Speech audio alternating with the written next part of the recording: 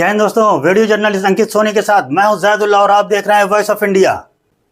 25 सितंबर विश्व फार्मासिस्ट दिवस के मौके पर प्रयागराज फार्मासिस्ट वेलफेयर फाउंडेशन ने मोतीलाल नेहरू मेडिकल कॉलेज के प्रोफेसर प्रीतम दास प्रेक्षागृह में किया एक भव्य कार्यक्रम।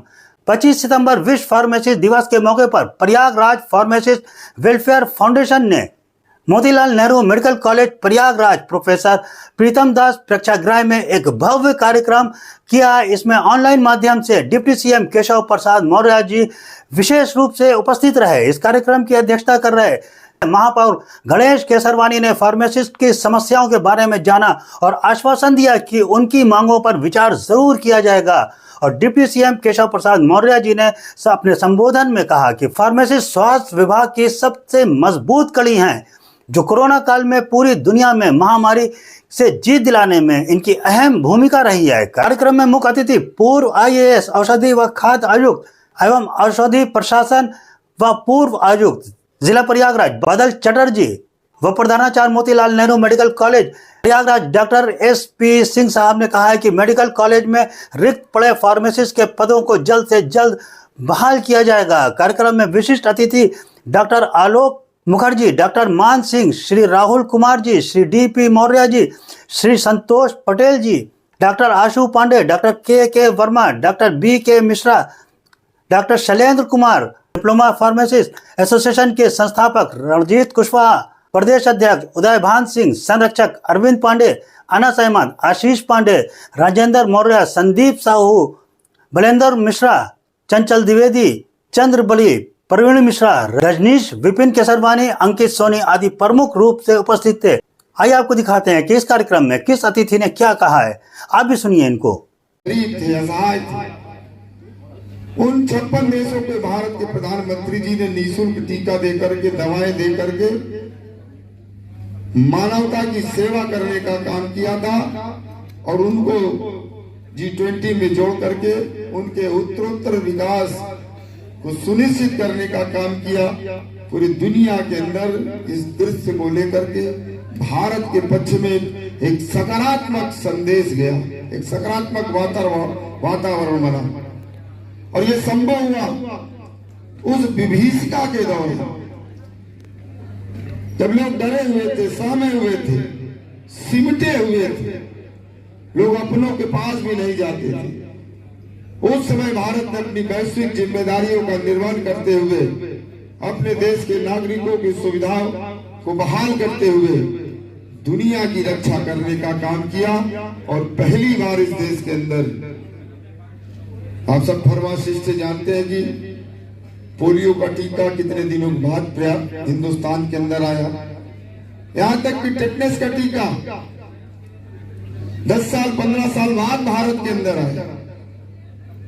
दुनिया जब वैक्सीनेट हो जाती थी तब भारत के लोगों को टीका मिल पाता था। यह दृश्य था भारत। लेकिन आपके प्रधानमंत्री जी ने आप जैसे अनेक युवाओं का आह्वान किया और कहा कि हम स्वदेशी टीका का निर्माण करेंगे, दुनिया के साथ कदम से कदम मिला करके चलेंगे और पूरे विश्व की मानवता की सेवा करने का काम करेंगे।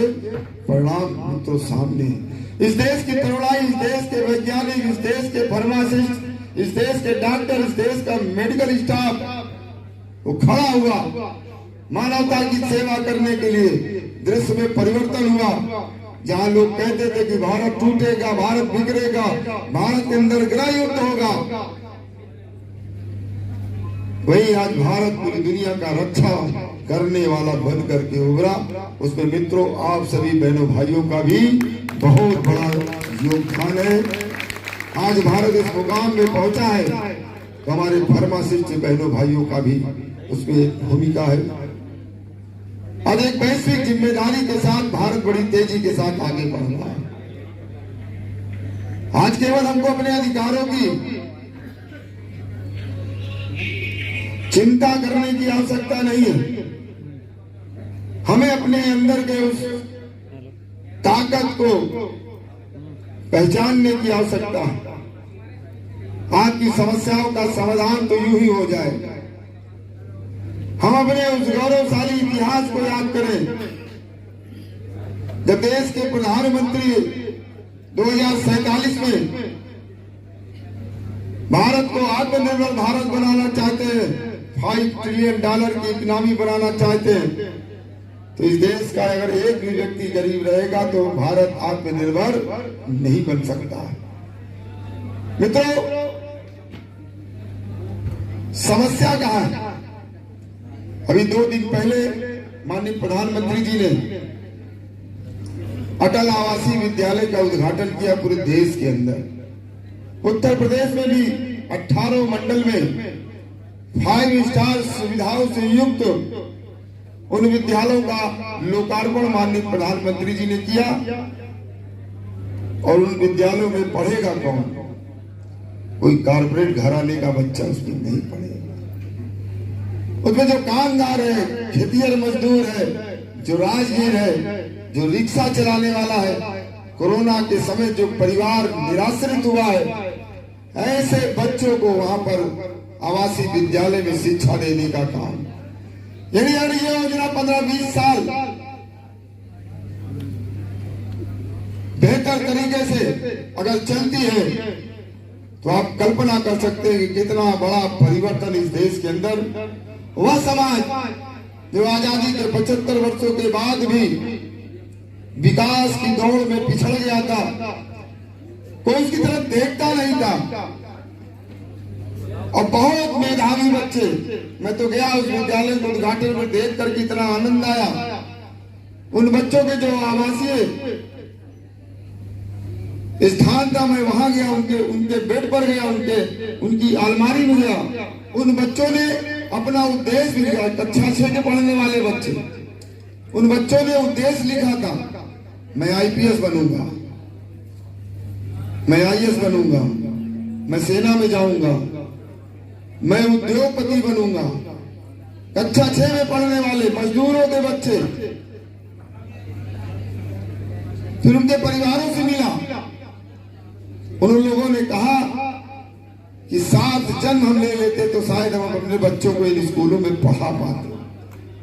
और कोई समृद्धशाली जो लोग पढ़ाने वाले हैं वो इस तरीके के विद्यालय में अगर पढ़ा रहे होंगे तो कम से कम 5 लाख रुपए सालाना उनको खर्च करना पड़ेगा। आप कल्पना करिए कि माननीय प्रधानमंत्री जी की सोच कहां पर है।